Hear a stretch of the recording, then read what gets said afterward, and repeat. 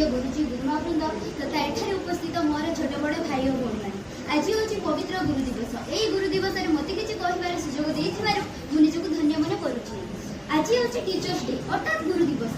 जी आम जीवन अंधकार दूरे आलोक देखी था सी होउछन्ति प्रकृत गुरु। गुरु भगवान तुलनीय।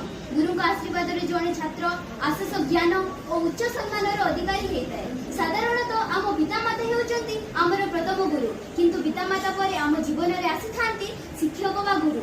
एई गुरु माने आमर छोट बड़ भूल को क्षमा करी आम भविष्यतर जीवन यात्रा को सरल एवं आलोकित करिथांती।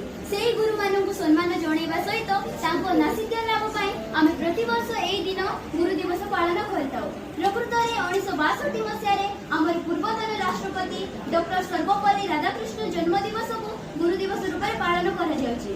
राधाकृष्ण भारतर जड़े ख्यातनामा दार्शनिक आदर्श शिक्षक एवं उत्कृष्ट व्यक्ति थे। तांकर जन्म 1888 मसीहा सेप्टेम्बर 5 तारिख तमिलनाडुर एक छोट ग्राम तिरुतानीटारे हेतिला। से बहु कष्ट रे प्राथमिक शिक्षा समाप्त करे गुरुइन कॉलेज शिक्षा मद्रास क्रिश्चियन कॉलेज रे बीए और एमए शिक्षा लाभ करथिले। से 1952 रे उपराष्ट्रपति और 1962 रे देशर द्वितीय राष्ट्रपति भाबरे गौरव अर्जन करथिले।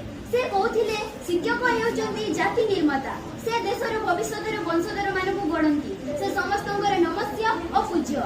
आस आमे आज एई महान गुरुंकर आदर्श रे अनुप्राणित होई चलिबा।